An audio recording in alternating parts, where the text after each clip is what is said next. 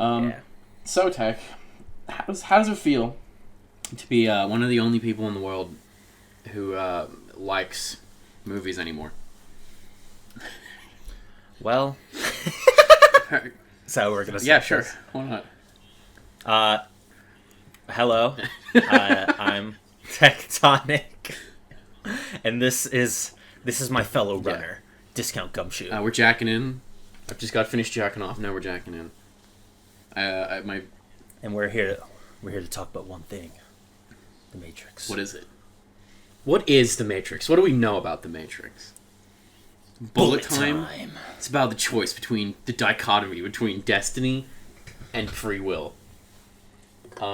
You gotta remember, think of the trans allegory as well. Very epic. I'm sure.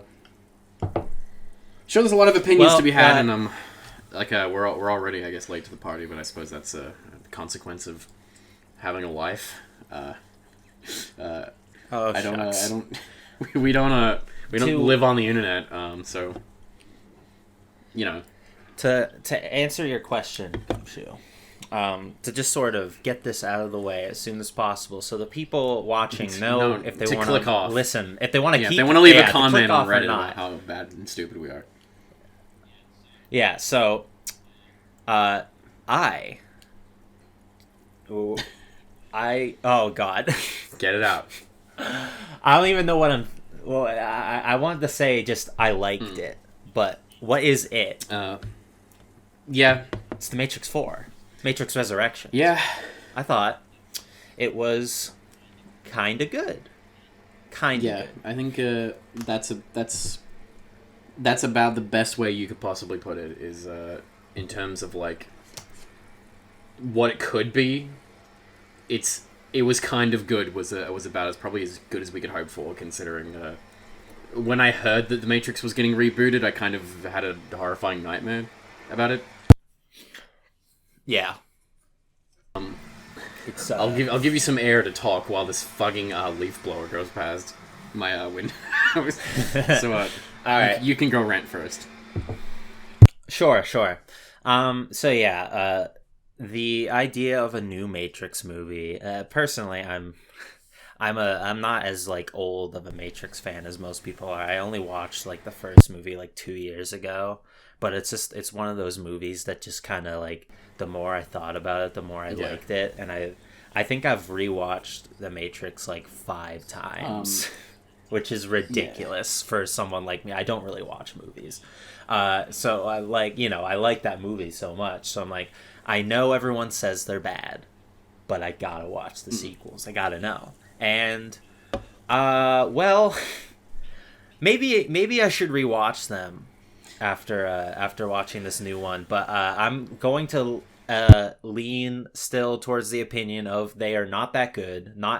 They are not nearly as good as the original. All right. But they do have some interesting ideas. We'll agree on that one. Noted only person on earth that likes the sequels, me.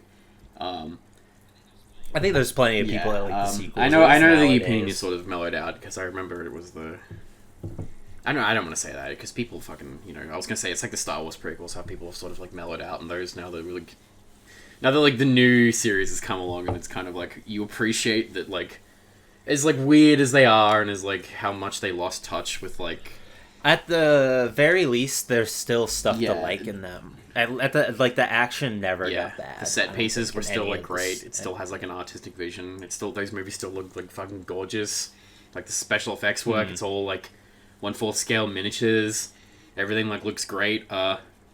Corridor Digital did a video very recently with Adam Savage, who Mythbusters fame, who was working at ILM when they were making Matrix, the sequels to the Matrix, and they talked about the miniatures and stuff, and like that stuff it's like nuts. It looks great. Those movies have such like a excellent like science fiction feel to them. Even the sequels, as they got greener and more CGI. Yeah, I was thinking about that. The designs are all like really like gritty, like super dystopian. It's like sci-fi. It takes itself like oppressive. It takes itself extremely seriously, which I appreciate a lot about that. Like when you like look at like the ports in Zion, right? Like it like looks like thought's gone into it, like where this is the crane that they used to put the things in and blah blah blah, and this is the armory, and it's very clear someone's put a lot of thought into it. And I appreciate that like you can tangibly tell the difference between like the real world like culture of like the future like nightmare world, and then like you can look at the culture of now, quote unquote, in the Matrix, and like everything looks different. It's like there's so much to talk about in that regard, I guess, but like the sequels, even though the sequels are really weird and there's a lot of weird bullshit in them, and they get sort of lost, they go off into the weeds, and I can admit that, even though I like the sequels, is that they get too into the philosophy. I appreciate a lot, like it's the same thing with the prequels. Like you hate them at the time, but as you get older, I really do appreciate that those movies have a vision, and they're made by like people who it's made by, it feels like it is like, it feels like it has a like point. A vision. It's like it's not designed by committee, like a committee to, if you got like some fucking Hollywood chill director to make a sequel to the Matrix, it just wouldn't be those. Which is, you gotta learn to sort of appreciate it from that angle. But even still, like, those movies are fucking long, and there's a lot of shit that doesn't make sense. There's a lot of shit that doesn't make sense, and I think it's because they got a little too lost in their own vision. I think the original movie strikes that perfect balance of like, it's very heady sci-fi, but like it's grounded enough that it knows that it needs to keep it more simple. And I think really if that element of like not taking it so far was still there in the sequels, like you would still have it, like they would still be all as good as that. As bad as they are, like, don't get me wrong, like as someone who's like, I appreciate the sequels and I do really like them, and I like a lot of stuff in them. I'm not delusional. There's a lot of stupid bullshit in the sequels. Like a lot of it is dumb, but like, man, like I can't help it. Like the Agent Smith Neo fight at the end in like the rain, it's like I grin like an idiot. It's like it's when cool. there's the Battle of Zion where they all have like the big machine guns shooting at the roof, and there's like, I see a lot of people. Awesome. I've seen a lot of people complain about that, but like, because everyone's kind of talking about the Matrix movies now that the new one's out. But like a lot of people bring up that like the Zion fight's boring. I never thought it was boring. I thought it was kind of. It goes on. Maybe it goes on a little too long. Like maybe there's something that, because the Matrix Revolutions is 95% the Battle of Zion. It's pretty much just like a fight. Yeah. But I remember, like, I watched those movies when I was so young. And, like, I'm, like, the opposite to you, because you only really got into the series, like, what was it, 2 years ago? 2019, I think, is when I watched them. I watched all those movies when I was, like, 5. And, like, the Battle of Zion, like, I used to have, like, nightmares about, like, the fucking big drills and shit that, like, come from the roof, and, like, it's, like, nightmarish. Like, the humans have, like, all this crazy technology in the future, but, like, the machines are so, like... They're so ahead. nightmarish. Like, it's not even, like, funny how, like, easily they just get, like, gutter stomped by the machines in Zion. And, like, you get it. Like, it's so oppressive feeling, and it's, like, so completely hopeless. And it's, like, this big battle stuff's happening with, like, the mech suits, and there's, like, the little people, like, watching and, like, fucking throwing grenades and stuff at, like, these huge robots. It's like I used to have nightmares about that for months after I watched Revolutions as a kid in like the theaters. I had like nightmares about Zion. It's kind of crazy how much of a departure I think 3 Revolutions is from Reloaded, and the original is like there's nightmarish stuff in the original, but like 3 is so oppressive. I think is pretty. 3 is so, like, nightmarish, and, like, everything's dark, and everything's violent, and there's, like, fucking people getting ripped to pieces, and everyone's, like, dying and, like, coughing up blood. These horrifying monsters coming to kill you all the time. There's never any escape from it, and everyone's gonna die. I think that's something that the sequels did pretty good. They managed to keep the machines a threat. For pretty much the entire series, but. All right, you brought up like Star Wars a little while ago, and that made me think of this thought. I had this thought a little while ago when watching or after watching the new Matrix and just seeing everyone react to it online, and it's this. I have to wonder if this is how fans of The Last Jedi felt when that movie came out. This is you said that to me, like, I got home from the theater and I, like, told you what I thought about it, and one of the first things you said was, is this how Last Jedi fans felt? And I was like, oh no. Am I the enemy? Yeah. Am I the enemy now? Yeah, that's something I have to think about, and I want to say no. I want to because I watched that movie stupid. I'm smarter. But my gut reaction is to say no as well, and I want to say I gave The Last Jedi a chance because I really didn't like go into it like, you know, hating it. Right? I wanted to give it a chance, and I didn't like it. I think the key difference between something like a Last Jedi and a Matrix 4 is I think they both in a way are trying to antagonize certain viewers. Contempt for the fan base. Yeah, in some capacity. I'm hearing that a lot about the new Matrix. I think that's less so, but we can get into that. I don't think it's contempt for the fans, because when we get into it, because there's a lot of stuff there for fans. Like, you and me are fucking losers who care about all that shit. Yeah, I was very satisfied with what we were given there. I think it's I think the key difference between something like The Last Jedi and Resurrections is there isn't like there almost feels like there's an animosity to the story or like the mythos of Star Wars in The Last Jedi, and just like a complete refusal to engage in it, whereas something like The Matrix 4, it's very clear that Lana Wachowski loves The Matrix, or at the very least loves Neo and Trinity. Yes, I don't know if we got... Listen, this is going to be the first of the dozen times I'm sure we're going to mention the Red Letter Media review, which you should watch if you haven't already watched it, because... I saw the thumbnail to that and I was like, oh god, I didn't want to watch it. It wasn't until like I saw people talking about the review and I was like, wait a minute, they liked it? And I watched it, and they do kind of like it. But they also, it is a little confusing the way they talk about it. But I guess it's, fitting. It's kind of a confusing movie. Kind of. I had a lot more notes written down for this recording initially, and then I watched that review, and I was like, okay, well, Jay talked about a good half of what I wanted to discuss, so I'd like cut out fucking 2 pages worth. I think, you can... assuming you like this movie, you've probably already seen that, as well as Rocco did a video on the new Matrix as well, and he's like the biggest fucking Matrix shill you can think of.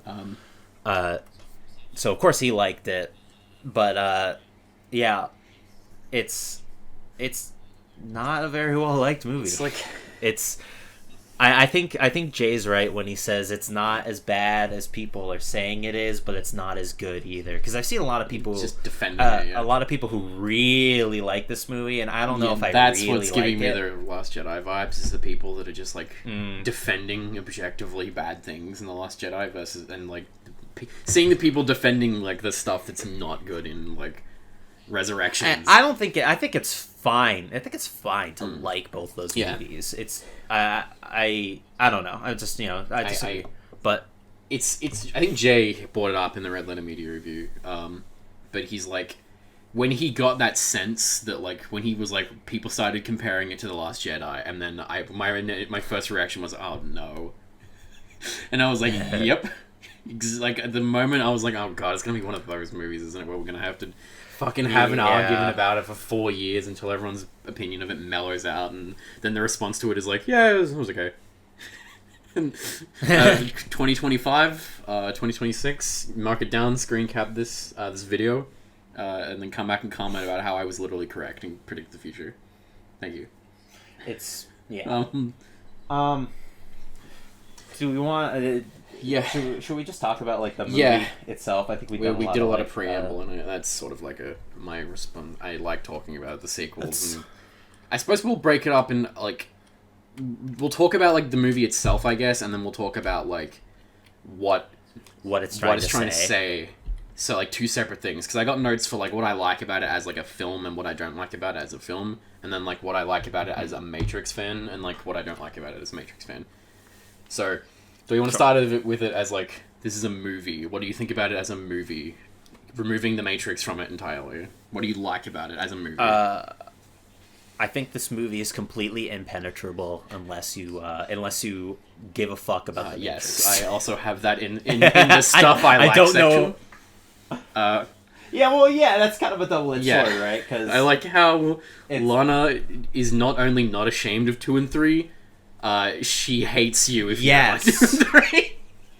And she's not only am I not ashamed of it, I fucking love them, and you're gonna go and rewatch them again. You will watch them.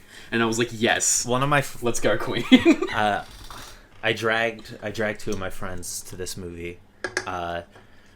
One of them hated it, and the other was kind of in the middle on it. But the one who was in the middle on it had not seen the sequels, or at least hadn't seen them for fucking ever, and he was completely lost.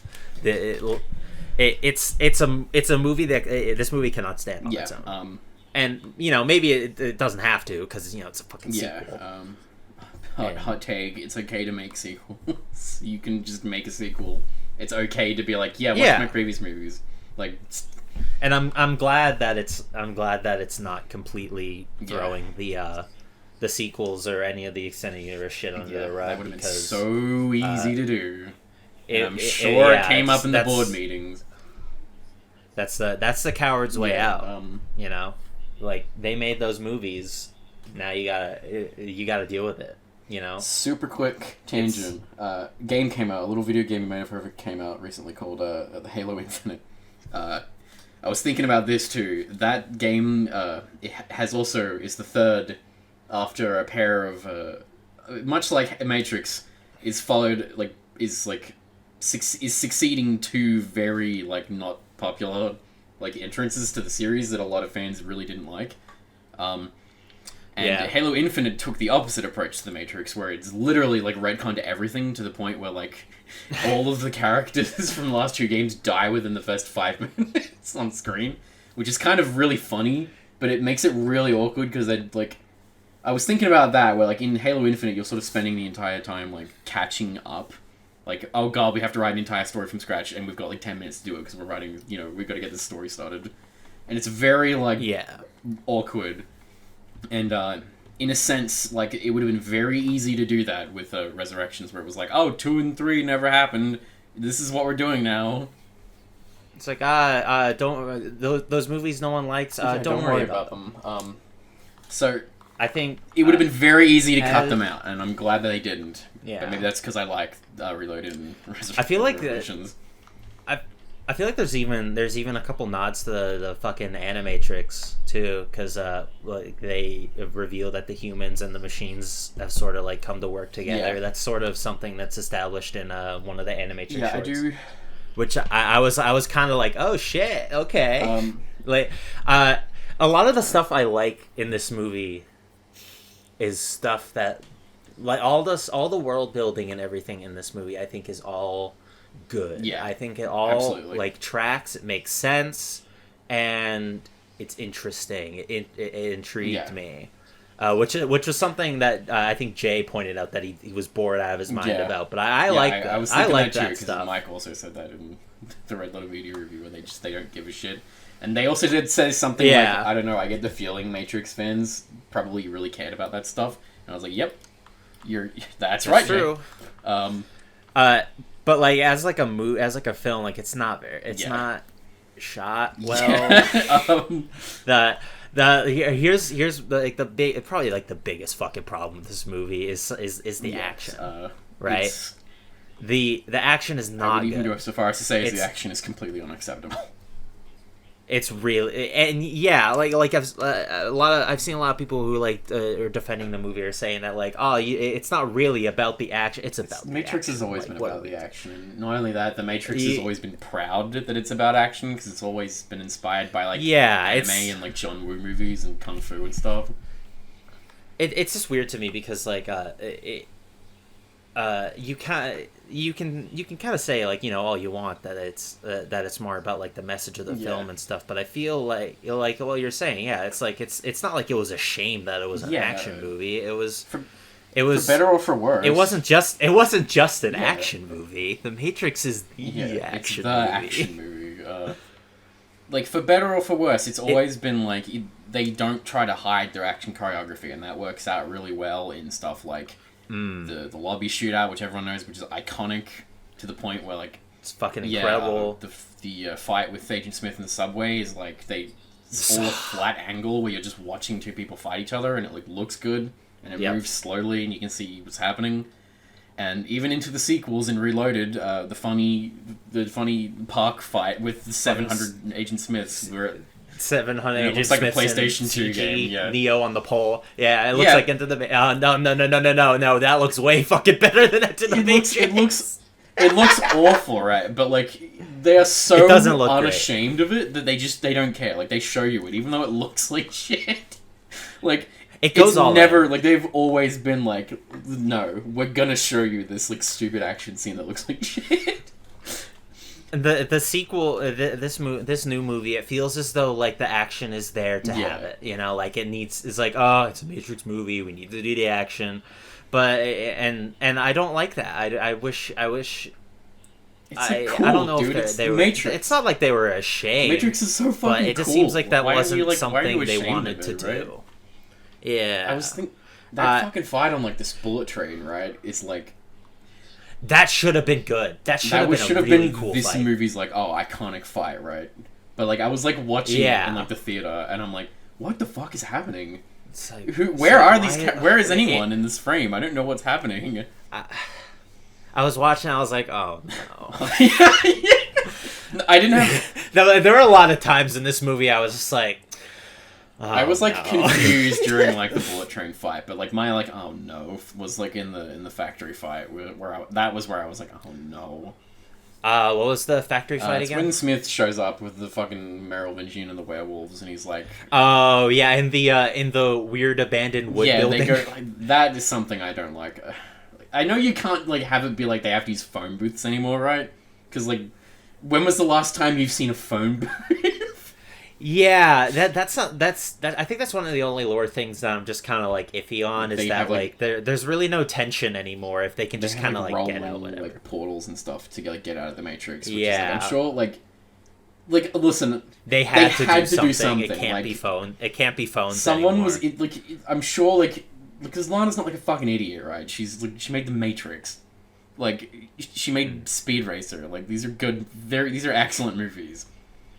I still need to see Speed Racer. I want to see it though. It's pretty good, but like she has her head screwed on. She's not like a fucking idiot.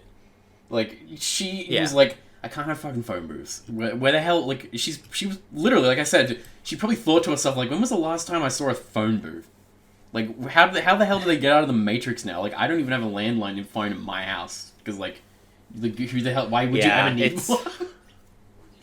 It's just they had to do something, right? But like, I don't think it works because the whole like, oh, we're going into the Matrix now, and then they're like on a train, and then they go into the bathroom of a train into like a factory warehouse, and then they're in like a warehouse, and that goes to Trinity's garage. Like, what? What?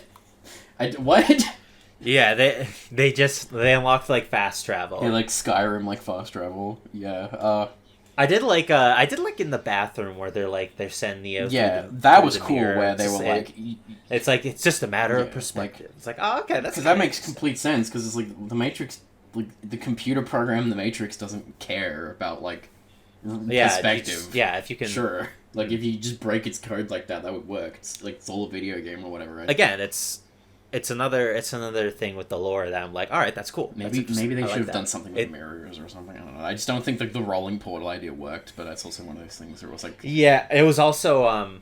I think I got into the theater a little late, maybe like a couple minutes in, and just seeing the navigator guy, I don't remember his name, just like kind of standing with Bugs. Bugs, by the way, very clever, very subtle. This movie is very subtle, famously subtle. Everyone's talking about how subtle. Famously subtle movie, The Matrix Resurrections. But so I was like, why the fuck is why is he here? Why is the operator sitting right next to him? Yeah. Yeah. I mean, but I don't know. Did someone like? Oh, who are they talking to? It's like, I don't know. Right. It's like, don't you ever used a phone before? That was weird. I mean, like, it was like, of all the changes, I think that was like fine, right? Like, sure, why not? I just, that was never a problem, right? You could just cut the camera to the operator looking it on the computer, and it's the same thing. Yeah, so I don't know why they had. I guess maybe they just didn't want. Well, no, because they made a ship set and everything. I will say the sets look good. Well, like it's a good looking set. The sets look great. Yeah. Io looks incredible. Io looks really cool. It's a cool idea as well. I like seeing Niobe. That was interesting. Is she like gay now? Is she gay all along? Sure. Was she gay the whole time? I guess. I was kind of like, okay. Oh, okay. Well, yeah, like, I'm glad Naomi. Yeah, cool. I'm glad she's back.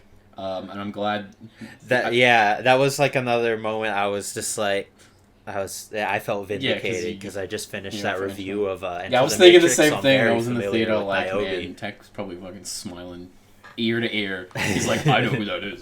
I played the video game. I'm pointing my finger. Well, you see in the Enter the Matrix, there's a. Well, I mean, she's in the movies too. She's in 2 and 3. But she's really in 3.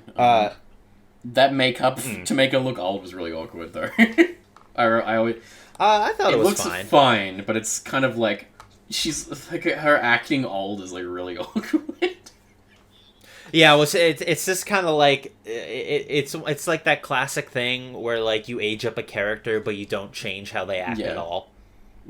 Or she's still like a hard ass, or it's like I feel like, you know, if she was running this new more peaceful Io for like 60 something years, I feel like she would probably have chilled out more than she did, but I guess she lets them go in the end, so whatever. We talked about the action. Oh boy! I want to point out that something that I will. This is me extending the olive branch to people who don't like this movie. Is the tone is like off completely. Like in its defense, I would say this doesn't really feel like a Matrix movie. It feels like we're watching like a television show of the Matrix. And that's what they said in the Red Letter Media review. Like this, it looks like an HBO show. It's like I don't know. Maybe it's because a bunch of the characters aren't like acting like they're supposed to be. Like Agent Smith is like acting like a fucking like a 19-year-old. Oh my god! Can we talk about? We'll get into that. I want to talk about the tone though. Morpheus isn't acting like Morpheus, but I'm okay with that because that's fine. He's not actually quote unquote Morpheus. He's not actually Morpheus. And I thought that was fine. I thought that was fine, but Agent Smith is kind of like unacceptable, and I don't like that. Trinity's acting like Trinity, though. I reckon Neo's acting like Neo at least. I saw, what was it? My friend thought Keanu Reeves was like acting not very good in this movie, but like, I don't know. I thought he was fine. People have been criticizing his performance, but like, I don't know. As someone who does have horrible anxiety disorders, he sure does act like someone who's like, it doesn't know if he's insane or not, which is like. He seems lost. Yeah, which I really appreciate. I think it's probably the point. I mean, fucking Last Jedi, like, you know, he's the.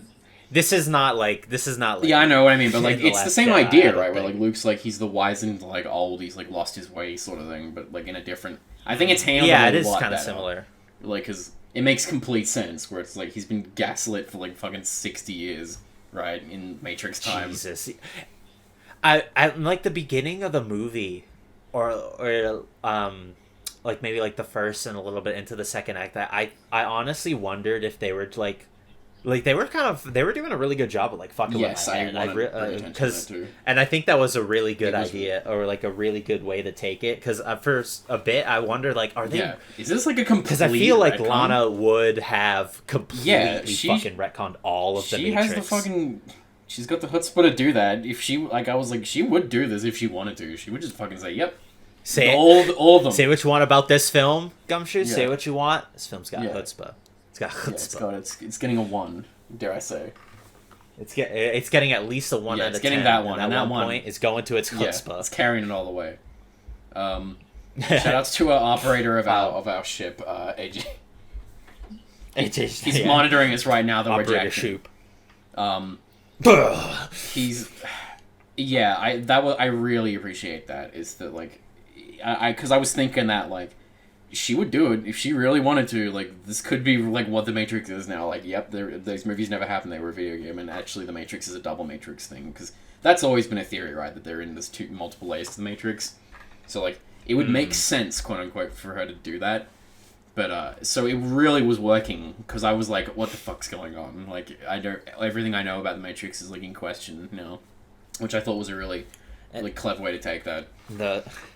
The fucking bored people, dude. They are the most embarrassing, cringy, like I wanted to kill people. everyone in that room, and it's that great. The fucking fat dude is so he does a great job I just at being like the worst guy everyone's ever. like criticizing those characters, and I'm like, they suck, but like I see a lot of I think like a lot of people like that part I do of the movie now that it's like had maybe time not to in the simmer, moment, but like I was thinking I think it's mostly what I see most people complain about is like after the first act it's like, oh, it's just another Matrix movie now, and it's like, not really. I it's more of a Matrix movie, but it's still a little. It's not.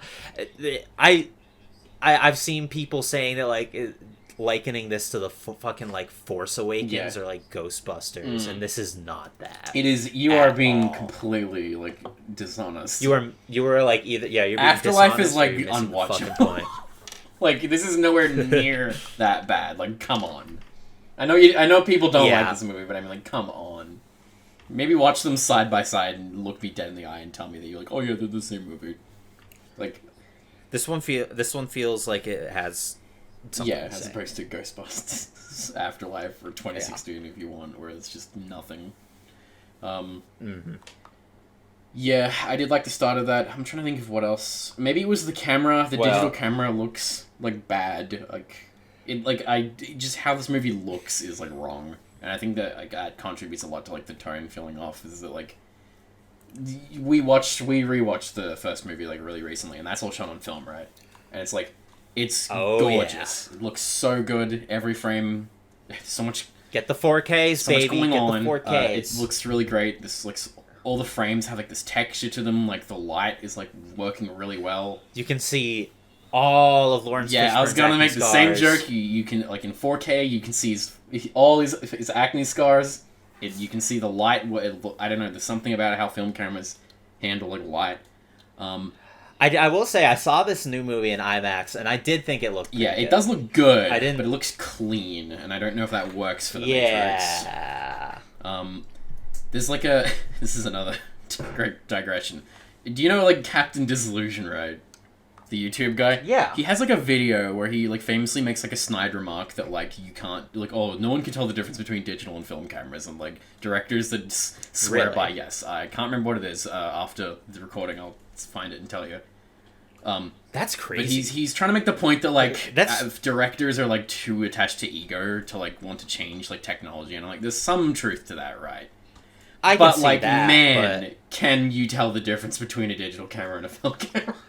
And immediately, like you compare, like because they replay the whole like they remake the opening of The Matrix 1 at the start of this film, and like they use. Oh, here's something interesting is that they use tell immediately. All the like the footage they use from the older movies, which again I've seen people like bitch about, like, haha, it's just remember this. Well, yeah, it's like, I feel like it's a little more than that, but okay. Anyway, the footage they use is the remember when I was telling you a little while ago that they fucked with the color grading in the first Matrix, and they made it more green? I think I saw people saying, and I think they're right, that they used the recolor graded footage I remember thinking that when I was in the theater, I was like, this looks greener than I remember this scene with Trinity looking. Which is weird. I wonder if that does that mean that well, that can't be right, because they have the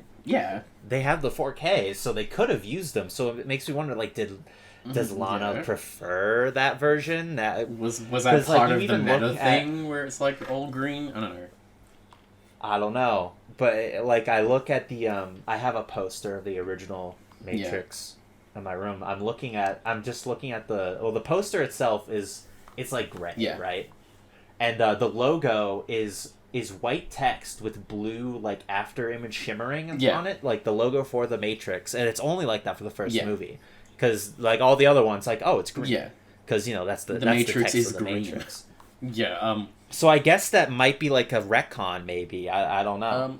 It puts into question whether or not the 4Ks are the definitive version of the original Matrix. I think I like it more. I reject because, that. I think it's fine how they get more green in those movies, because it only really happens when they're in the Matrix, and it's meant to represent, Neo realizing it's not real anymore. And I think that, yeah, and I like that idea. It doesn't work in the first movie. I think Neo's not meant to know shit in the first movie. I remember, I think I was watching one of the commentaries for the first Matrix. It was some of the crew of the movie and Carrie-Anne Moss. Now, first off, this commentary isn't very good, so I don't recommend, like, unless you're really curious, you don't have to watch it, because like Carrie-Anne Moss is like barely in it, and they don't really talk too much. I don't know. I was kind of disappointed. You don't really have something they bring up. The actors in the same director's the commentary that doesn't really work. But yeah, go on. Yeah, but like something I think they brought up in it is that like it wasn't that they like tinted the scenes green. It's that they, like, a lot of the props and sets they used were kind of like tilted more towards like a green aesthetic, a more natural way of doing it. They might have like gelled it more green or something. Yeah, and I think that's a lot better than just like tinted green color. Yeah, well, because you'll see like YouTube, like funny, haha, like, I am a Matrix fan, I'm gonna make a Matrix fan film thing. Like, they'll just like color grade it green. It's really obvious that they're just rubbing some green on it in like Adobe like Premiere or something. Like, it's not that. You can tell that those movies, the sets themselves, there's like a lot of depth to the green. There's a lot going on. Because Matrix, very good movie. The interrogation. Okay. The interrogation scene in the first movie, that's very green. Yes. But I think that's intentional. Yeah, because he's right in front of like the system breaking down in front of him. Yeah. But like, I don't know, like color grading it green is like really weird, and maybe that's intentional. Maybe Lana prefers it green that way, or maybe I don't know. Maybe it's like some weird licensing shit. Like they can't contractually use the non-green version or something, because that's the one Warner Brothers owns. Maybe it was a consistency thing, now that I think about it, because like if you have the original movie like not green, and it's not, and they use footage from the second and third movie too, so like maybe they tried it with the original footage and were just like it clashes too much, just to use the Blu-ray versions or something. I don't know. We're kind of getting lost in the weeds here. We're talking a lot about this green, but getting super nerdy about stuff that only like assholes like us care about. Like, read fucking Wikipedia articles and watch Animatrix 7 times and play Enter the Matrix and Path of Neo. I would watch the Animatrix again. The problem is that I don't think they sell the Animatrix separately on Blu-ray. You need to buy like a fucking shitty four film collection thing to get it. I mean, that thing needs a fucking 4K. We're talking about the Matrix here. You can steal them. You can just pirate them. Like, come on. Yeah, I'm sure. Lana would I say just want a physical copy. We went on to talking about what we like about it. See, that's the weird thing, because like, immediately after I said it, like, oh, what do you like about this as a movie? And like, I was like, I don't think I like it as a movie, but I think I like it as a Matrix movie. I think that's a good way to put it. Yeah, I think so. Because everything I don't like about it is technical, but everything I do like about it is like theoretical. The ideas and like the concepts and stuff, which that can only take you so far, right? If it's not technically good, then it's not gonna. That's only half of a movie, right? Is the theoretical. If you only have good ideas, then how much credit can I give you? But I think that's the key difference between some people who really don't like this movie and people who do. I think a lot of the ideas in this movie are accomplished to some degree of success. And it's funny what you say about like stuff you like. Start with stuff you like and then go into stuff you don't like. It's just kind of, when I say something I like, it's almost like intrinsically linked to something I hate. Yeah, I think that comes with the nuance of it. I just like the response this has been getting is like insane. Like like I think the Rotten Tomatoes score for it is like perfectly balanced at like 65% or something between critics and like fans, and I'm like, that feels very true, like very accurate. I would say like no one knows what the hell to make of this movie yet. There's a lot of that. I was like, I'm gonna make this comparison. 65 and 64. Yeah, Jesus. I think that's about right. It's fucking 2.5 hours. That's crazy. Yeah. I'm gonna make this like comparison. It's gonna be the weirdest comparison ever. No one else is gonna have mentioned this ever. It's very much like Freddy Got Fingered. Matrix Resurrections reminded me a lot of Freddy Got Fingered, where it's like Freddy Got Fingered is like that's Blu-ray. anti-movie, right? Like that movie hates you, but it also thinks it's really funny. I gotta watch Freddy Got Fucking It's like, Fingered, dude. What was it? Nate, my friend Nate, he got one of his like old coworkers just gave him like a box of fucking DVDs and it's like, here, just trade this into the video store nearby. And it's like, all right, word. And we were thumbing through them. What do I find but a BJ sealed copy of Freddy Got Fingered, never opened? Can you believe it? For $6.99. Saddest short story ever heard. For sale. Freddy Got Fingered. Never opened. It's like, because like, all right.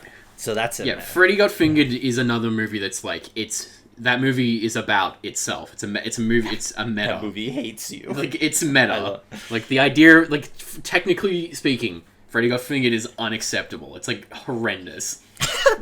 But like, if you take it into consideration as Seth Green hates you and he's gonna make you watch a movie. Tom Green. Seth Green. Sorry, fuck. Tom Green. Like Tom Green is like an asshole. He's a troll, right? He's the Red Letter Media review. I think Mike is 100% right. He's a secret genius. I think this is because he's like, Tom Green's a funny comedian, right? Like he doesn't really make stuff anymore, and he's kind of like a wacko now. But like, is he a wacko? I want to say he's like an anti-vaxxer, allegedly. Here's the part where you cut in him saying that he's not an anti-vaxxer, and I'm just making shit up. But I want to say that's not bullshit. All right, I was scrolling through his Twitter feed for like the past 5 minutes, just looking for something. First of all, he quote tweets a lot of people and just kind of tweets a lot. But I'm not seeing anything about like anti-vax or anything like that. Here's one that says pandemics suck, but I think we can all agree on that one. It just seems like he kind of travels the Canadian wilderness with his dog all day. So keep on rocking, Tom Green. Shit. I want to say he's like a weirdo, like herbalist, spiritualist guy now. He's like that like I don't know, maybe it's just me because I grew up like early internet, right? Like I'm no love deep web age. Like I watched a lot of the Tom Green Show live streams, which is like those were hilarious, by the way. You can't watch them anymore. There used to be a guy who was uploading clips from them onto YouTube. I think they all got taken down because I think Tom Green's really ashamed of the live streams or something. I remember reading, but like those were hilarious. Shout outs to anyone who knows what I'm talking about, because like I don't think there's any way to see them anymore. But like his live streams were just a dumb set. It was very much like the Eric Andre show, right?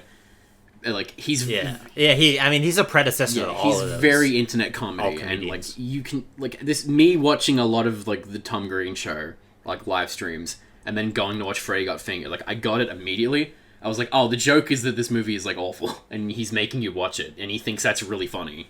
Like that movie is horrendously bad, but it's really good as like a meta study of like making a movie and like making like a comedy film. But that has a very similar response. People hate that movie. Everyone swears that it's like the worst film ever, and like everyone hates it. But like it's one of those meta films where like there's people who like defend it avidly, like me, and then people who really hate it. And I don't think meta films do very well historically. I don't think anyone knows how to make meta films anymore or ever, because like I was thinking like I said, I was in the theater watching Matrix Resurrections, and I was thinking about Freddy Got Fingered. And I was like... Great sign, by the way. I was like... You know things are going well when you start thinking about Freddy Got Fingered. It was like... Because I was like... They talk about it a bunch in the Red Letter Media review, and this was all like notes that I cut out, right? Because I said I cut out a bunch of notes. Where like... We swear, we didn't take our opinion from Red Letter Media. I promise you, we were talking about this before the review came out. I was writing a bunch of stuff and like... is the joke that it's bad? Is Lana pointing out that like you're an asshole for liking the Matrix? Is that the joke? And if the thing is though, with like something like that kind of falls into the ironic shitposting is still shitposting, obviously, sort of argument. But I don't think if we want to just kind of get into it, I don't think that this movie is a middle finger to Matrix. It is absolutely fans. not a middle finger. I think it's more a middle finger to the response more of a middle finger to the Matrix. It's a commentary about what people in society thought about the Matrix. I think it's more of a middle finger. I mean, again, this movie very subtle is more of a middle finger. If you can believe this, I think it's a middle finger to Warner Brothers. Who'd have thought? Little company you might have heard of, Warner Brothers Incorporated. Yeah.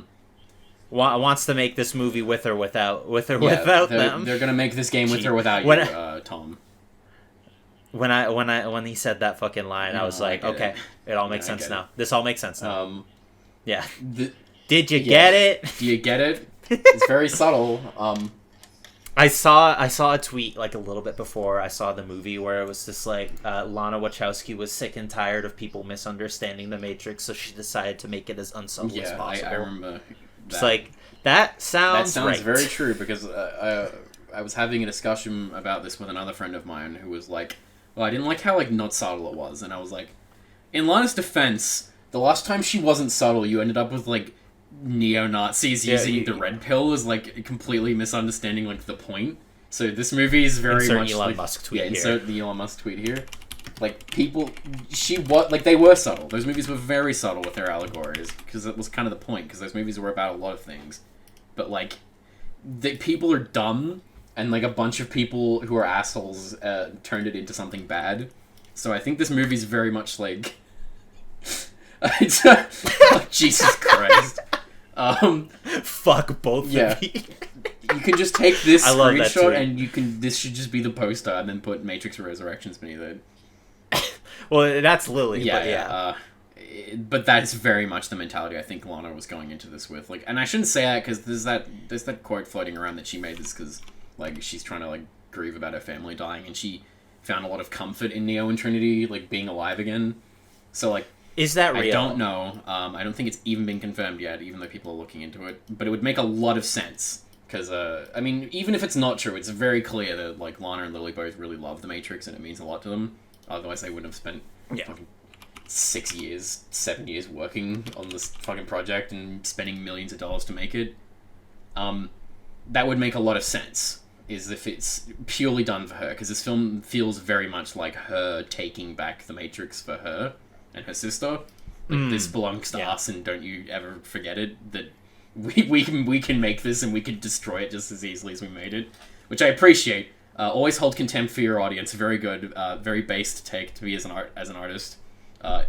Your audience don't know what they want, and it demonstrated.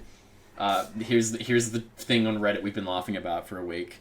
Of the guy saying, "Can we just remove the real life parts from the Matrix?" That's the average of Matrix. I want you to remember that when someone tells you, "Oh, this movie's not subtle enough." It's like you need to remember that Reddit like post in the back of your head when someone tells you that this movie wasn't like it was too like on the nose, because it's like people are stupid.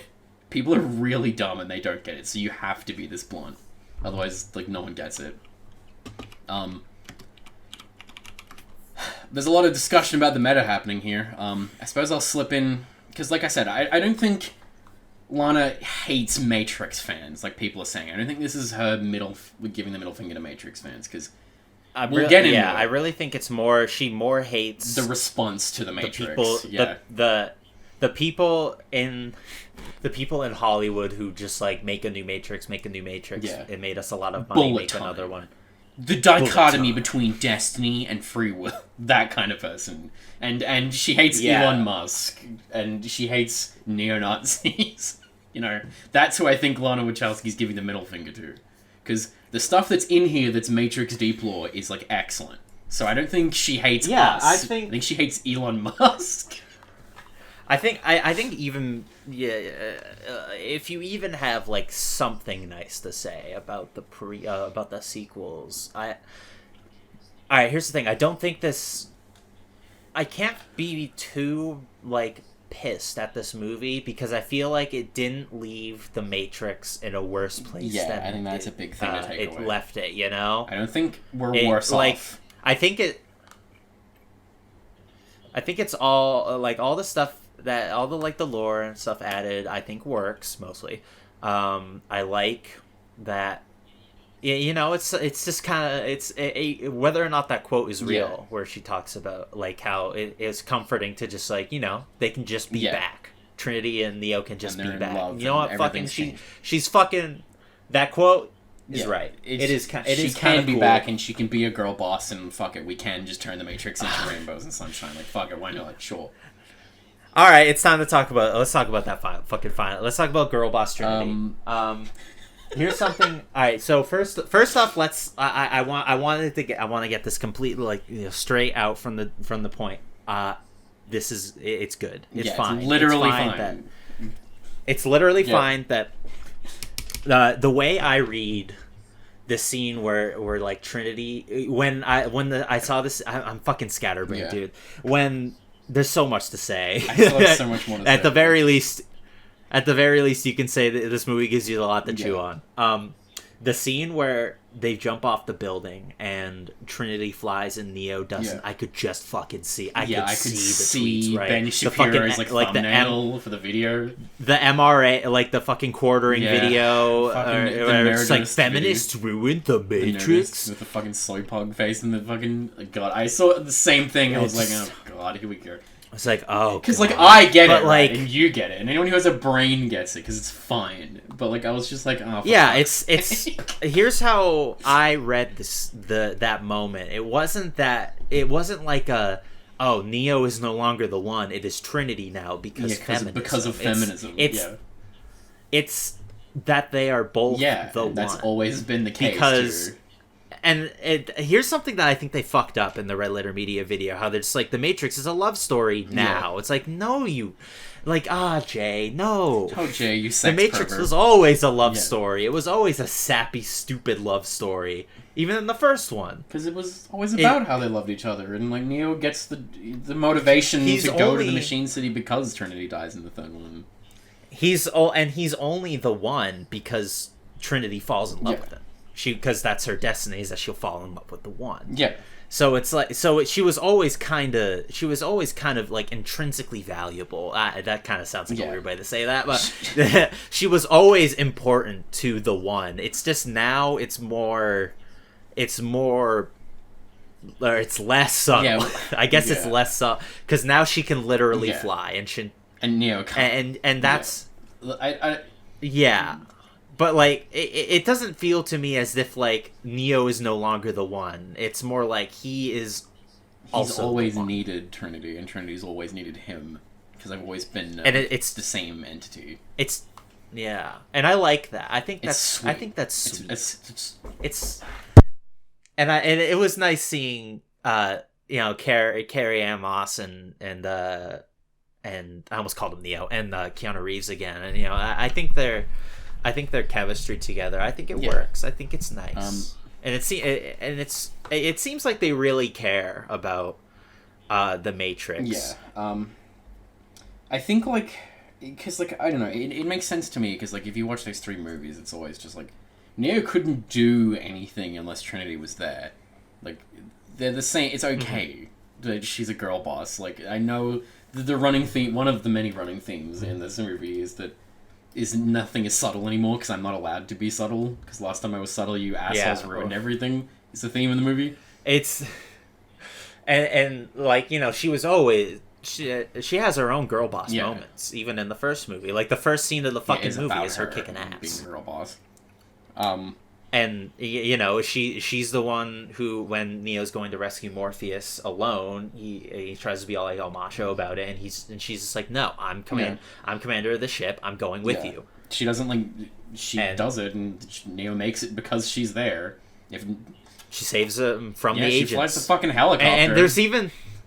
Yeah, and there's a scene in the new movie where it's just like I don't remember the name of this character, but like this character, I think, just kind of like shows up to like Neo's cabin and just like tells, again, not subtle at all. It just like tells him how much Trinity means to her, and it's just like, okay, I see, I 100% know what, like, again, not subtle at all. This is sort of like this is getting into the trans stuff, like the trans allegory stuff, like stuff. Trinity is, it's very clear that Lana, at the very least, probably identifies more with Trinity these days for reasons. What I would hope would be obvious reasons. If you're not an asshole. Yeah.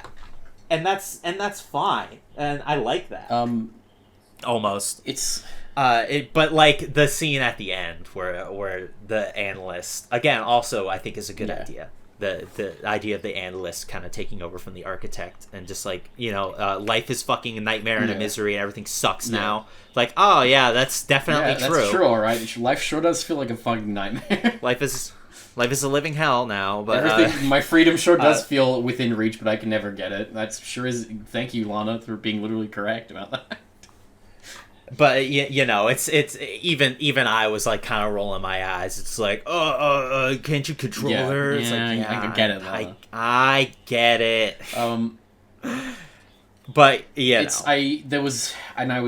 this is again we're talking about. She doesn't hate Matrix fans because that whole like character talking about how much Trinity means to her is like, that is like, she's saying that as if like a dialogue between the people who like, trans people, like women, teenage girls who are like, they related to her because Trinity means a lot to them. She's talking to them and she's saying, these characters still mean that to me, right? Like, I still love Trinity and I still love Neo and I see you people and you're all valid still, and like, I'm glad that you're still with me in this movie too.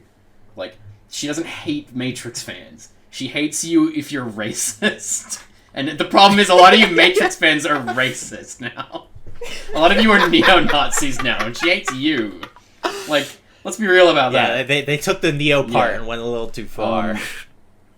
I want to take a quick aside to talk about that, because another movie that meant a lot to LGBT people, it's a little series you might have heard of called Harry Potter. And the director and the writer of Harry Potter, she hates you. She wants you to die if you're a trans person. And, like, your hero is dead, right? And I feel there's a lot of tension in the air, particularly with LGBT like people, where it's like, our heroes are monsters, sort of thing. And it was just kind of nice to, like, see Lana again, to see the Wachowskis, to see the Matrix, and, like, how incredibly gay and trans it is. And just be like, I'm glad you're still here, Lana. I'm glad you still get it. I'm glad, after all these years, I'm glad I can still rely on you to not fucking knife me in the back. I think, and we say this as like I'm not trans, but but I'm sure that's double if you're trans, right? Like, I'm glad that Lana is still she's willing to put the dukes up for you, even if you are trans, in this era of people like fucking turning on you and knifing us all in the back after capitalizing on us, right? I just don't. I don't want to sound like I'm speaking for anyone when I say stuff like this, but I'm sure that the feeling I have being not trans but being gay, right, is like, I'm sure that goes double. Yeah, we have a double for you. We let our own freak flags fly. Yeah, I can never fucking say that. Freak flags fly. We let our own freak flags fly. So we do a little bit of girl bossing in here. Yeah, we paint some sunshine and rainbows in our Matrix. Yeah. There's just something kind of nice about that, where it's just kind of like it's not a. I always like kind of jokingly whenever I talk to my friend Nate about movies, or I'm just like, I didn't really like that one. It's kind of a downer. This movie is not a downer. I'm glad. Like I said, it's just nice that these people are back and like they're still here. Here's the thing. If Lana Wachowski really fucking hated Matrix fans, she'd bring Neo and Trinity back just to fucking kill them again. If she hated the series, in like she would have a just more sold pointless it off way. Colin Trevorrow would have made it, right? and we would have gotten Jurassic, the Jurassic tricks. Yeah, that was. I think I saw a tweet of that. Like he was gonna be one of the guys to maybe make this Matrix 4. And oh boy, wow. if you thought this movie was bad, thought this movie was bad, insert the scene where Neo dodges a fucking bullet, because that's what happened with this. Except this time he's dodging like bullets from all the directions. It's like, oh wait, they already fucking did that. How do you top? Yeah. How do you top the Matrix sequels and being stupid? It's just nice, like you said. I'm glad. I'm glad it's still here, and I'm glad that Lana still like gets it, right? Because you brought up the analyst, right? And he's the new big bad. Mm-hmm. Not that we're ever gonna get any sequels to this. That's off the menu now. It seems as though this movie kind of opens itself up to a sequel, but I don't think it'll happen. It's not gonna. Not definitely not. Especially after how the reaction is. The reaction and this not made any money. Which again might have been the point. Lana might have made the movie. She might have been pulling ahead to Kojima, where she was just milking Warner Brothers for all they were worth and getting a bunch of her friends paid a bunch of money, which is cool. Which is based. We love to see Keanu working. We love to see Carrie-Anne Moss working. I'm glad she still kicks ass. I think the new people for the most part are they all do a pretty good job. I was surprised by how Bugs didn't annoy me. Yeah, I was really expecting her to be overdone, but it was really great. I liked her. Bugs was alright. I liked the new Morpheus. The rest of the crew were kind of they weren't. Yeah, were kind of we mentioned this. Forgettable. I liked the Billy Idol guy. I don't know if you know who I'm talking about. He's like the white dude with like the bleach blonde hair. I just thought he only has like shows up in the end, and he has like this one scene where he's guiding Neo to like his cell or something. Yeah, and he's like, okay. You were my hero. That's another one of those things, right? I like that. I like that scene because it feels again not subtle at all. It's not subtle. It's like I said, she doesn't hate Matrix fans because she has two. Here's another character, white, not a woman. Yeah, who was also like white man. A white man who's like, I love the Matrix, and I love the Matrix. It means a lot to me. The movie, it's really good. You mean so much to me, and your story helped me a lot when I watched your movie. It was not subtle at all, but like again, she doesn't hate you if you're a Matrix fan. Like people insist that this is like some middle finger. It's not. She sees you, and it's nice. All right, shoot me, fucking kill me for wanting something nice.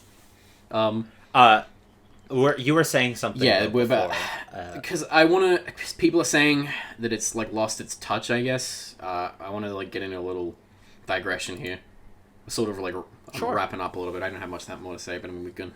But like, if Lana didn't get it right, and like this is another one of the thing I had a whole page of like really red pill shit that I cut out in a good way, based stuff. I cut that out because like no one's gonna want to listen to that.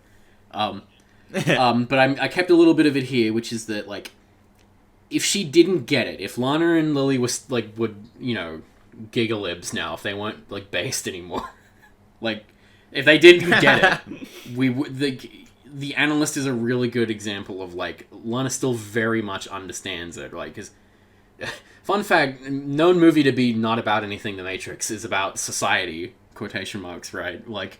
The Matrix is the machine that controls all of us, right? Like, the way it's done in the originals is, like, it's pretty good for, like, the understanding for how the, like, oppression works in a system like that for the time. The message in, like, the original Matrix is, like, it's really before I really, really liked The Matrix. I think, like, the first time I watched it, I was just like, this is, like, if this was just, like, a good action movie, that'd be one thing. But it's, like, I think I described it to a lot of people, is that it's, like, it's slightly more clever than, like, your average, like, blockbuster movie. And I think, I think I'd be even more, praiseworthy towards it because I do like the messages of the Matrix. I think are really fucking good. Like it has, I think it has a lot to say, and I think it says a lot of things. I think what it says is worthwhile. Yeah, it says a lot of things. All the while being fucking cool. All the while having the lobby shootout in the kung fu scene. That's the thing. It's like I'm a dog trying to eat my joint medicine. Like the Wachowskis are giving me my joint medicine and like they're hiding like folding it in cheese. They're hiding it in hiding like, it the in my bologna, cheese. Yeah. But in like the sequels, they just shoved it down medicine. your fucking throat. They shoved the deworming medicine down your throat. Then they gave me some cheese whiz. They sprayed some cheese. Like, that's the Smith it's fight. good. That's the battle Merovingian of fight. That's the one. That's like the highway thing. They just sprayed cheese whiz down your throat. I like that analogy. I think that's a good one.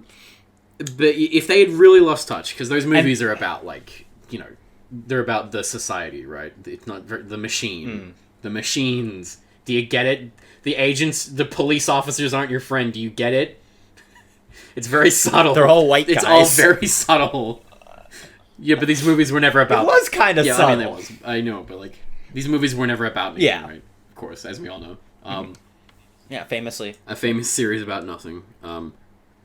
But yeah, for the period, for the early 2000s, late 1990s, like, the understanding of, like, the system and the oppression that a society puts on its marginalized groups is, like, it's very poignant for the time.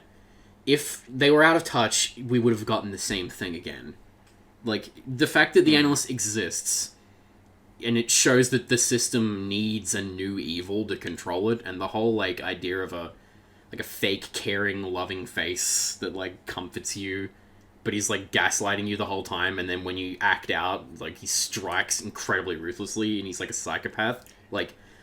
He's kind of like the Gigalid. Yeah, and I have written here, like, that's a more mature understanding of how neoliberal society has evolved as we move into late-stage capitalism. And then I have in parentheses here, I had a whole rant about that went for 2 pages, and I cut it because it was boring. Jesus. But yes, like... Maybe some other time. Listen, we live in a post-9/11 world and a post-global financial crisis world, right? Like, you can't just have Mr. Anderson again. As cool as that is, although they try, like, you can't just do that again. You have to have a new bad guy, right? And the Analyst is a really good example of, like, we're not. As a great man once said, if you need a vision of the future, just imagine a boots stomping on a human face for the rest of eternity. They're doing a better job of hiding that, and I think that ties in really well with the whole theme of the Nightmare Machine being the new Matrix, where it's like. I like that. I like that part of that addition to the lore that like people who if you have a nightmare that's just like the machines prodding you for more power. I think that's that's a really good idea. Like 10%.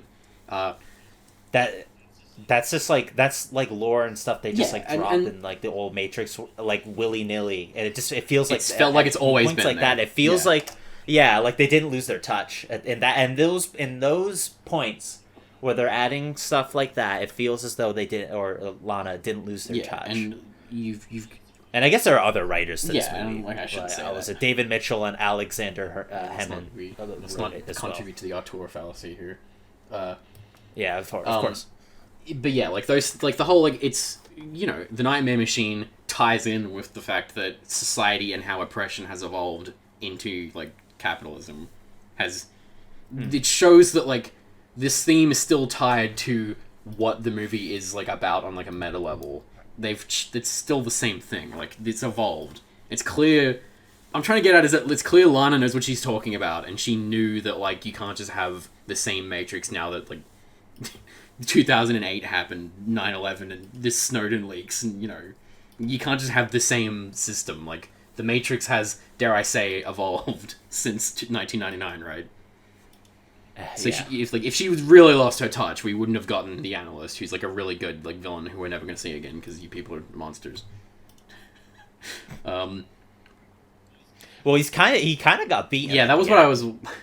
It feels like we got 3 movies in one, because like it felt very oddly paced because they had a bunch of stuff happening that should have probably been 2 movies. All right, here's something that I wonder if like maybe I'm just like confused on something, but like the idea is that like he needs to keep Neo and Trinity in that Matrix, or else it won't. Like it all hinges on them being slightly together, but not always too close. And what you want is always within your reach, but you can never get it. And if they're gone, then it has to revert back to the old Matrix. Yeah. So does that mean that at the end of the movie, because the analyst doesn't have his powers anymore, obviously, because they're just kicking the shit out of him. But and Neo like snaps his fingers and makes him like normal again, which is another thing where I'm just like, okay, he's still the one. Yeah. But anyway, so like if it's the old Matrix then, right? Might be transitioning back. I think the implication we're into like the Matrix part of the discussion, I suppose, is that like I think the implication is more that like why the third movie happens and the Matrix resets and then this machine civil war happens that they mentioned where it's like there was like a I love great, that. by the I way. thought that was a There's really like a good coup, idea. like a whole coup happened and like a new like wing of like the government of the machines took over and like a civil war and like there's still like a civil war occurring on the fringes between machines that don't want to like keep the Matrix going but then the ones that like refuse to at least give it a chance because they're scared of like losing the only source of power left in the world or whatever, right? Like you can see that like the Matrix has changed and I think what the implication is more is that like Trinity and Neo are like core to the new Matrix like build or whatever, but like the idea of them like taking the story of the Matrix like quote unquote and then like co-opting it into being part of the system is like what is it's really about is that it's not so necessarily like they need to be together, but it's more like the idea that like you need to take the idea of rebellion and like freedom and then co-opt it to be part of the oppression, like because there's a big meta theme of that there too where like they talk a lot about like, you know, the system itself, like society, the machines have co-opted my like Lana's story, you know, the Matrix, and turned it into part of the oppression in the same way that, you know, neo-Nazis took the themes of the Matrix and made it about white supremacy or whatever, right?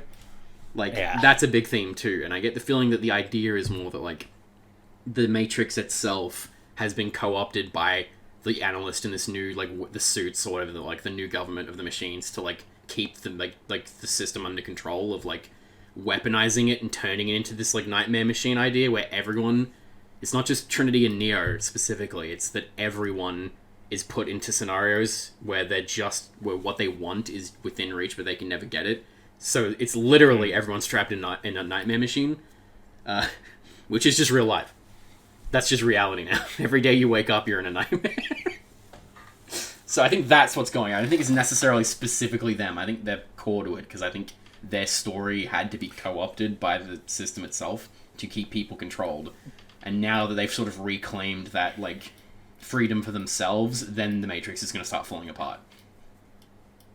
Plus, there's the whole thing. Yeah, and it kind of does near the end, and that's why he doesn't have it. That's why the analyst doesn't have like his powers anymore. It's like I think I remember like a line or something about how the analyst has kind of been like stripped of his powers by the machines. I think the idea is that it has rolled back to an older build of the Matrix. Yeah, I don't think the analyst is actually in control. I don't think he's the architect now. He's not anymore. He's like the manager. I don't think there is. I think the suits who he keeps talking to, like they're the government for the machines that control him.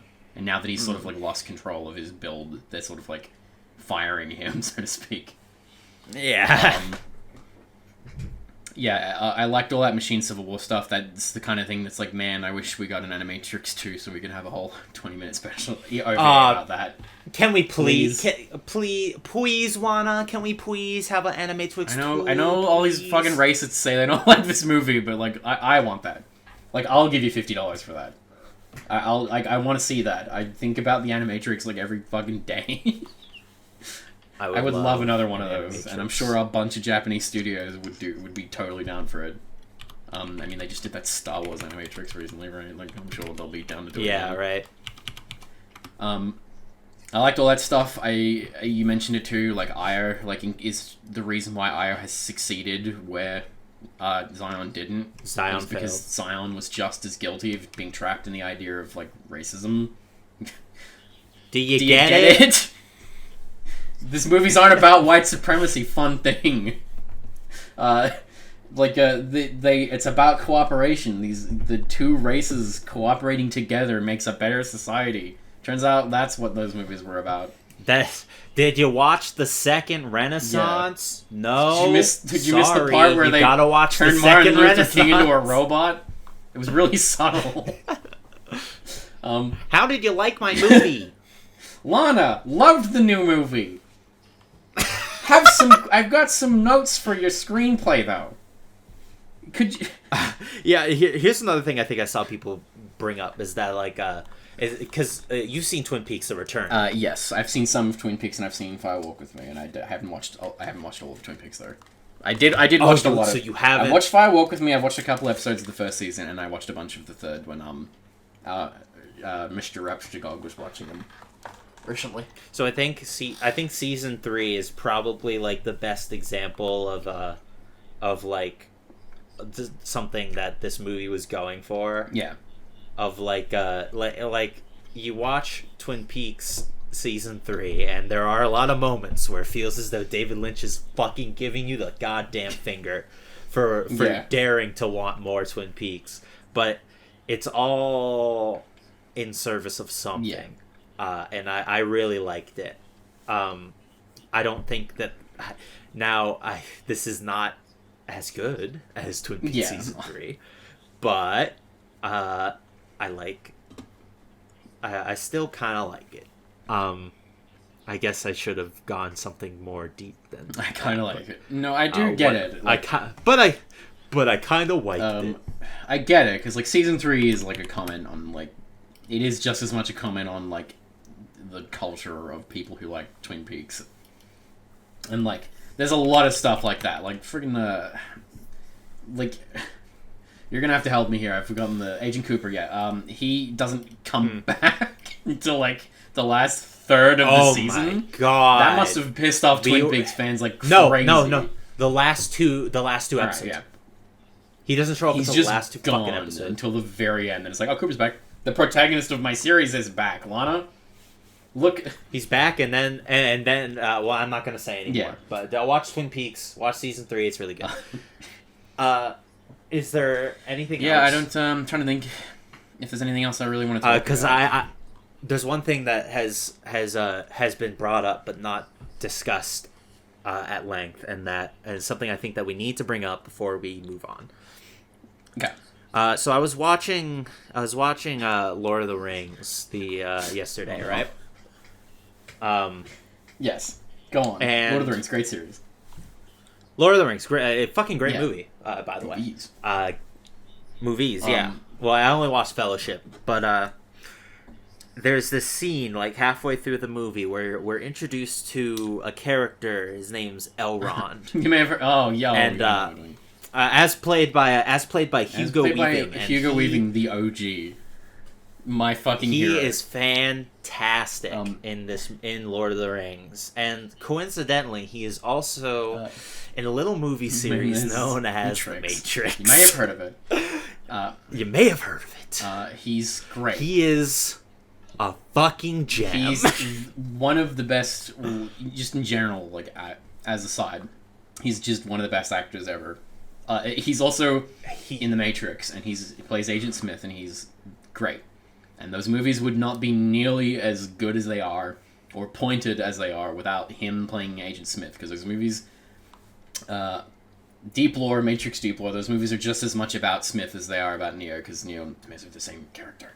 The sequels, at least, right? But yes, that's not exactly extrapolated on. Well, there's parts of it. That's something that's really interesting about Agent Smith. Even in the first movie, there's seeds of that, where it's like it gives you this idea that like the machines are almost as human. Yeah, that's something I've always appreciated about the Matrix. Is the machines are not just like monsters. They are capable. Not only are they capable of having their own ideas and thoughts and opinions on things, but their way of seeing the world is so alien to us. But it's not like wrong, right? They're capable of dissent, which is what Agent Smith does. Like that scene, one of my fucking favorite scenes in the first movie. I hate it. It's the smell. I can't stand it. It's great. He plays the line between like he keeps he's a machine, so he's like cool and he doesn't have emotions, but when he's like starting to have like a mental breakdown because he's a machine who can't comprehend the fact that he's trapped in a nightmare world, But he starts to just lose his mind, and he becomes like a psychopath, where he's like shoving like Morpheus' own blood into his mouth and like calling him a coward. Like, it's so good, and that it's so performance good. is so like subtle for what it is. Like, it's not a subtle, like, you know, it's not a subtle performance. Like, but like but it's fantastic. That makes sense, nonetheless. In all the movies, every single one, even the sequels. That's one of the things I really like about the sequels is that Agent Smith, every single time he's on screen, a fucking riot. I fucking grin. I'm grinning ear to ear. He's in fucking Enter the Matrix. Here's how I. Here's something about that fucking game is that if you don't win like a certain fight in that game, you can you like skip to the last level. But if you do that, you beat the game faster. But if that happens, then you don't get to see the cutscene where they meet Agent Smith. And I'm just like, well, fine. Now I gotta see it. 10 hours on this fight in this game that plays like shit. Now I gotta fight this stupid fight that sucks. This game that plays like shit. And the level itself kind of sucks too. But the stuff with he's just a fucking treat. He's just a goddamn delight. Hugo Weaving, wonderful. He's so good as Agent Smith. And like you said earlier, these movies would not be nearly as good if he wasn't in them. So now we talk about what he really needed. This movie was crying and screaming and shitting its pants and pissing because Hugo Weaving was not in it. He tried his damnedest. And the let me pull up this guy. Let me pull up this guy's name. It's the guy from Mindhunter. I'm not gonna rail on him. He's trying his hardest, and he did an okay job considering the shoes he had to fill were 7 kilometers wide, and he's just Jonathan Groff. He and they tried to hand wave it as best they could with the screenplay, but it does not work at all. Because, alright, so here's why I dislike the stuff they did with Smith, and I'm fine with Morpheus. Because, Morpheus is recast, too. But here's the thing. It's not Morpheus. It's Morpheus, quote-unquote. It's John... It's A. Smith. It's John Anderson's... Or Tom Anderson. Sorry, John. His name's John I'm thinking of John Constantine. This is Thomas Anderson's The Matrix Games version of Morpheus. So it's several degrees removed. So he's a little different, and that's fine. I like it. I don't think he's as good as the original character of Morpheus. But I think it's fine the way he gets sent off, because in the sequels he really doesn't have a lot to do. But I love how in the original movies Morpheus has he just has this unwavering faith in Neo and the resistance in Neo, and it's really admirable. Yeah, he believes in him almost. Trinity, but I think believes in him more. I think he maybe even believes in him more than Trinity does, at least until up until the end, because. And that's kind of his thing, where he doesn't he just doesn't have a lot to do in the sequel. So or whatever. Sorry, I got on a fucking tangent because I just wanted to talk about how cool Morpheus is. Yeah. But Agent Smith, this is supposed to be Smith. It's not supposed to be an amalgamation or anything like that. It's supposed to be literally Hugo Weaving Agent Smith, because he and Neo are one. If you had seen The Matrix Revolutions, you would know this. Again, Lana hasn't lost her touch. She knows what she's doing. She knew that she knew deep lore wise that if she brought Neo back, then Smith had to come back, because they can't exist without each other. Anyway, go on. Yes. So that's why it doesn't make sense that he would you can hand wave it away he looks different. But it just doesn't really work. I don't think. Performance is off. Because again, he tried his hardest, and they did try to hand wave it as best they could. But I just, you can't make miracles. Here's the thing. It's he doesn't exactly act like Smith. Yeah, that's the problem I have with it too. He's more of Agent Smith if he was a Silicon Valley douchebag, which I don't think works, because that's too human. I don't think it doesn't make sense, because it's supposed to be the Smith from the originals, and that wasn't how Smith acted. I do like that he teams up with him to fuck over the analyst, because that's totally something he would do. That's very much enemy of my enemy is my friend stuff. Smith would absolutely, because he's a machine. the path of least resistance. His real enemy is the analyst, because he's like Smith is because he's just as chained to this new Matrix as Neo is, so he would help him out. And he's and I like furious that not only is he like alive again, but he's trapped in the same Matrix, and he's back to square one. He wants to kill the analyst. He wants to strangle the life out of Neil Patrick Harris's character, which makes complete sense for Smith to do. I do like that he kind of meets up with Neo, and he's like, "Listen, I hate you so much." But, like, I need to get out. You don't understand. I'm trapped again. Like, so I'm gonna go kill Neil Patrick Harris, and then I'll come back and kill you afterwards. And then they have a disagreement fight anyway. But it was like... It was more like, you know, he can't... I need you to leave, because if you go to fucking Trinity, then, like, it, you know... Then I'm free. If you're free, then I'm free, so fucking go. Leave. Basically. It's great. And that makes sense. I like Smith... I like his character being back because it makes sense, and he needs to be his back. role is fine. It's good. Yes. I like it makes perfect sense, and I like that he's here. I just wish it was Hugo Weaving so badly. God, I'd give my one time to bring him back. Just want him back, man. I feel like pure shit. Just want him back. I was thinking about that this morning, where I was just like, man, there's like an alternate reality that exists where like the boss wants to see you, man. And, like, he goes up in the room, and, like, the camera pans up, and it's Hugo Weaving smiling at him. Ugh. And he says, Mr. Anderson, how are you feeling? It's like, now Tom. Yeah, he says, now Tom, how are you feeling? Smiles at him. And it's like... Our higher-ups at Warner Brothers say... We have to get rid of the binary. Or else they'll do it without us. Like, the parallel dimension, the good timeline, you know... That's where that happens, and it makes me mad. And I want to timeline jump. I want to Steins Gate over to that timeline. I think this movie goes up at least. Yeah, I wrote down literally the same thing in my notes. Where is it? So it's like Smith's actor is like bad in the role. I think it's unacceptable. It's so bad that like if we lived in a perfect world and Hugo Weaving did come back to reprise the role for the exact same character, we're talking about a whole point of improvement. Where I was like, if this movie's like a 6 out of 10 or whatever, right? Like, him being back would have made it a 7 out of 10.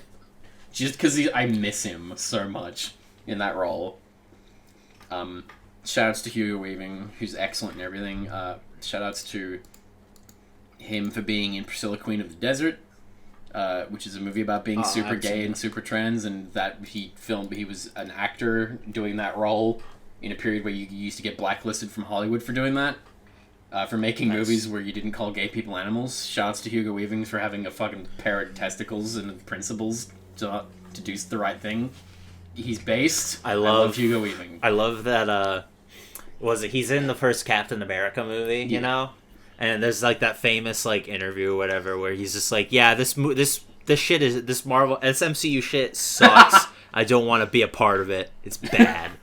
And it's like, word, man. I want to fucking... You know, I like him. I love Hugo Weaving in this Speaking of, I watched Spider-Man: Homecoming the other. This is Spider-Man: Homecoming review. It was okay. Yeah, little movie you might have heard of.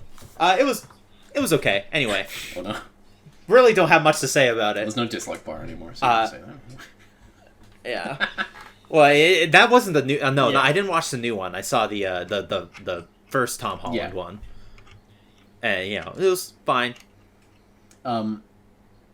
Meanwhile, I'd say this even like I think I like this new Matrix movie more than that Spider-Man movie, but not by a considerable amount. Yeah. But at the very least, I feel more compelled to talk about it. There's way more for me to chew on. Yeah, with this movie. I mean, shit, it got me to go to a theater. Like I haven't gone to a theater since like 2018 when I was in Portland and I did a bunch of pot and then went and saw Mandy. That was the last time I was in a movie theater until like this year, and then I went and saw Dune in IMAX, and then The Matrix came out after Christmas, and I was like, yep, cool. Saw two movies. Dune was good. Yeah, Dune was good. I was gonna make a joke about that's how unabashedly great. I was gonna make the same joke about how like Dune's still probably my favorite like movie to come out this year. But it's shit. It got me to go to a theater. Like, that is an accomplishment, because, like, man, do I hate theaters so much. Dude, I was like...